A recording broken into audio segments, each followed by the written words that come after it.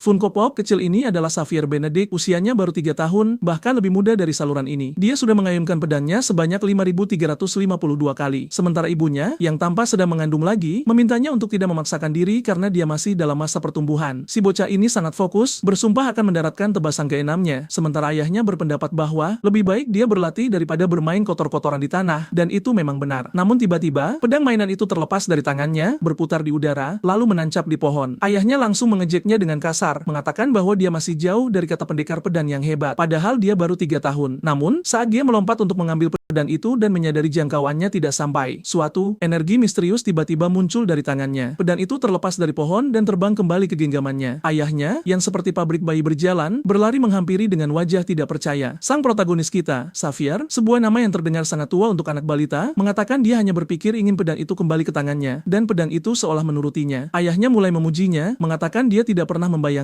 seseorang dengan bakat sihir akan lahir di keluarga Benedict. Ibunya pun terharu melihat Funko Pop-nya lahir dengan kekuatan. Namun, ayahnya segera menggendongnya dan bersumpah bahwa mulai hari ini, dia akan membesarkannya menjadi pendekar sihir paling kuat. Tapi jelas, jika seorang anak berusia 3 tahun sudah bisa mengayunkan pedang seperti itu, latihan ini tidak dimulai hari ini. Jadi, mari kita mundur sedikit. Kita melihat tumpukan mayat dan lautan darah. Umat manusia mengira mereka telah menang dan perang akan segera berakhir. Itu bagian baiknya. Bagian buruknya adalah semua temannya sudah tewas. Adik perempuannya, ya, mungkin yang sedang dikandung ibunya saat ini, bahkan belum sempat lahir dan sudah gugur. Di hadapannya berdiri sang bencana, Raja Iblis Patrick. Jelas, memberi nama karakter bukanlah keahlian sang penulis. Patrick berkata ini mengesankan, manusia bisa sampai sejauh ini, tapi hari ini adalah akhir bagi Xavier Benedict. Ras iblis akan kembali. Xavier melompat untuk menyerang, dan Patrick tersenyum, mengatakan mereka akan bertemu lagi. Kemudian, Xavier melepaskan tebasan eksplosif yang menghancurkan segalanya, dan hanya menyisakan sebuah bola kristal ungu kecil. Xavier menghampiri dan memungutnya, menyadari itu adalah inti dari Raja Iblis, sumber kekuatannya. Jika dia menghancurkannya, pria itu tidak akan bisa bangkit kembali. Namun, benda itu tampak akan meledak. Xavier berkata tidak ada orang di dekatnya untuk menahan ledakan sihir itu. Ya, kalau semua orang sudah mati, siapa yang melindungimu sebelumnya? Sekarang masuk akal bagaimana kau bisa sampai sejauh ini. Dia berpikir jika saja dia punya sedikit bakat sihir, dia bisa menang saat ini juga. Namun, setelah semua pengorbanan itu, mereka akan kalah hari ini. Rekan-rekannya mengandalkannya. Sangat menyedihkan tidak bisa memenuhi ekspektasi mereka setelah begitu banyak pertempuran. Andai saja dia lebih kuat. Lalu, boom, asap menipis saat dia berpikir tentang perlunya sihir. Di sebuah rumah, seseorang membuka mata, dan ada wanita yang tampak buram berkata, Andrew, lihat, si Funko Pop sudah lahir. Dan begitulah, Arthur kita dari dunia kelam telah tiba. Bagian bagusnya, dia mempertahankan ingatannya. Bagian anehnya, dia tumbuh dengan sangat cepat. Dan bagian yang lebih aneh lagi, dia berlatih seolah tidak punya waktu untuk bersabar. Hal pertama yang dia pelajari adalah memegang pedang. Sungguh bakat alami dengan satu tujuan, untuk menjadi lebih kuat dari siapapun. Bab berikutnya, sang protagonis sedang berlatih di tengah hutan. 4998, 4999. Dia pikir dia itu Rock Lee. Dia sekarang berusia 12 tahun, dan adegan Raja Iblis itu masih menghantui pikirannya. Dia bersumpah akan membunuh bajingan itu, lalu mengayunkan pedangnya hingga menciptakan gelombang kejut yang meratakan seluruh hutan. Untuk apa? Untuk membunuh Raja Iblis, dia harus berlatih. Masuk akal. Dia benar-benar kelelahan, bersandar pelan di pohon sambil berpikir, oke, apa latihan selanjutnya? Lalu, dia benar-benar mengeluarkan buku dan mulai belajar. Efisien, seperti teman Elon Musk. Dia berlatih ilmu pedang di hutan, terbang ke sana kemari, melempar bola api dan ledakan. Aku bahkan belum melihat satu musuh pun, dan dia sudah menghancurkan gunung. Dia meninggalkan kawah besar dan bergumam, tidak buruk, tidak buruk. Tapi seperti di awal cerita, setelah semuanya berakhir, ada gosip di kota. Semua orang ingin tahu mengapa para bangsawan datang untuk menyelidiki. Seseorang berkata bagus mereka menyelidiki karena mereka perlu menyingkirkan hama itu. Tapi seperti warga modern yang baik, semua orang mengeluh bahwa para bangsawan itu sebenarnya hanya mencuri sumber daya mereka. Sementara itu, Xavier berjalan melewati kota menyapa Suster Maria, Paman Jack, dan semua orang. Sejauh yang dia tahu, kota ini dijalankan oleh Count Jim Claus. Baik dia maupun pelayannya, Michaela, dibenci oleh semua bangsawan. Kapanpun keadaan menjadi tidak menguntungkan, mereka menghilang. Mereka adalah jenis orang yang akan mengkhianati kekaisaran kapan saja dan menukar apapun demi uang. Di kehidupan masa lalunya, umat manusia menderita karena bangsawan pengkhianat seperti mereka juga. Tiba-tiba, seekor kuda menendang apel milik seorang pria tua. Orang tua itu berjongkok untuk memungutnya, lalu seseorang secara acak mencambuknya. Xavier menatap tajam seolah siap membunuh seseorang. Karena para bangsawan itu memaksa semua orang menyingkir demi memberikan jalan bagi kunjungan megah mereka. Di antara mereka ada Ian Claus, bangsawan berusia 10 tahun, yang menyuruh rakyat jelata untuk menghibur mereka. Dia menoleh ke samping dan melihat seorang gadis kecil. Tentu, dia juga 10 tahun, tapi apa yang salah dengan otak anak ini? Dia bangkit dan berjalan mendekat. Sepertinya dia akan membuat masalah. Dia mengambil roti dan bertanya, berapa harganya? Wanita tua itu, yang berusaha menghindari masalah, berkata, tidak,